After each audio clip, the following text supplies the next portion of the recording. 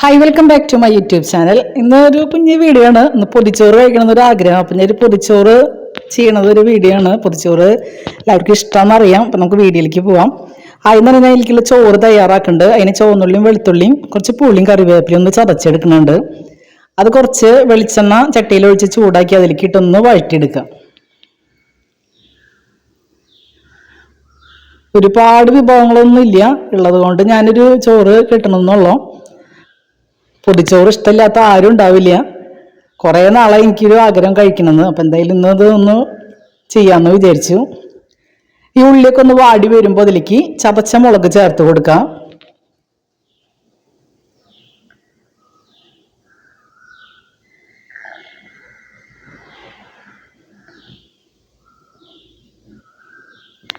മുളകും ചേർത്ത് നന്നായിട്ടൊന്ന് വഴറ്റിയെടുക്കാം. ഇതിലേക്ക് വേവിച്ച് വെച്ച ചോറ് ഇട്ട് കൊടുക്കുക. ആവശ്യത്തിന് ഉപ്പും ചേർത്ത് നന്നായിട്ട് ഇളക്കിയെടുത്താൽ പൊതിച്ചോറിലേക്കുള്ള ചോറ് റെഡി ആയിട്ടുണ്ട്. ഇനി നമുക്ക് ചോറ് പൊതിഞ്ഞെടുക്കാം. ഒരുപാട് കറികളൊന്നും ഇല്ല, ഇപ്പോൾ അതിൻ്റെ ഒന്നും വീഡിയോ ഞാൻ എടുത്തിട്ടില്ല.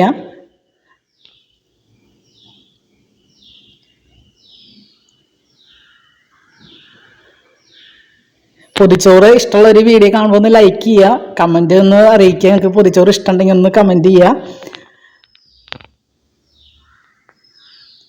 ഇനി ഇല വാട്ടി അതിലേക്ക് കുറച്ച് വെളിച്ചെണ്ണയൊക്കെ തേച്ച് ഞാൻ വെച്ചിട്ടുണ്ട്. 2 പൊതിയാണ് ഞാൻ എടുക്കുന്നത്. പപ്പയ്ക്ക് ഒരുപാട് കറിയൊക്കെ കൂട്ടിൻ്റെ പൊതിഞ്ഞ് വയ്ക്കുന്നത് ഇഷ്ടമില്ല.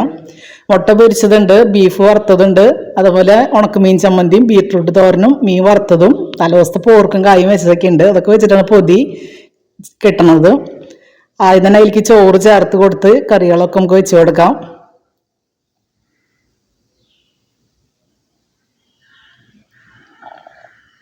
ഈ ചമ്മന്തി ചോറ് കഴിക്കാൻ ഭയങ്കര ടേസ്റ്റാണ്. ഇവിടെ ഇടയ്ക്ക് ഞാൻ ഉണ്ടാക്കണതാണ്.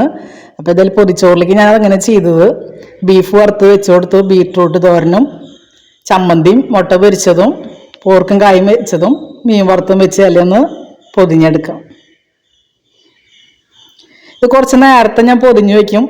അതായത് ഉച്ചയ്ക്ക് ഉണ്ണാൻ നേരത്ത് കഴിക്കാൻ വേണ്ടി ഒരു 10 മണി 10:30 ആയപ്പോൾ ഞാനിത് പൊതിഞ്ഞ് വെച്ചിട്ടുണ്ട്. ഒരു 1-1:30 ആയപ്പോഴാണ് ഞാൻ പിന്നെ തുറന്നത്. ഭയങ്കര ടേസ്റ്റാണ്. ആ സമയത്ത് അതൊന്ന് തുറക്കുമ്പോൾ എല്ലാവരും വേണോ എല്ലാ കറികളും കൂടിയിട്ട് കഴിക്കാൻ. ഇത്രയുള്ള കുഞ്ഞൊരു വീഡിയോ ആണ്. ഇങ്ങനെ പൊതിഞ്ഞപ്പോൾ എനിക്കൊന്ന് വീഡിയോ എടുക്കാൻ തോന്നി. അപ്പോൾ നിങ്ങൾക്ക് വീഡിയോ ഇഷ്ടപ്പെട്ടെങ്കിൽ ലൈക്ക് ചെയ്യുക. അതുമാതിരി പൊതിച്ചോറ് ഇഷ്ടമുള്ളവരൊന്ന് ലൈക്ക് ചെയ്ത് കമൻറ്റ് ചെയ്യുക. എന്നെ സപ്പോർട്ട് ചെയ്തോളൂ കേട്ടോ.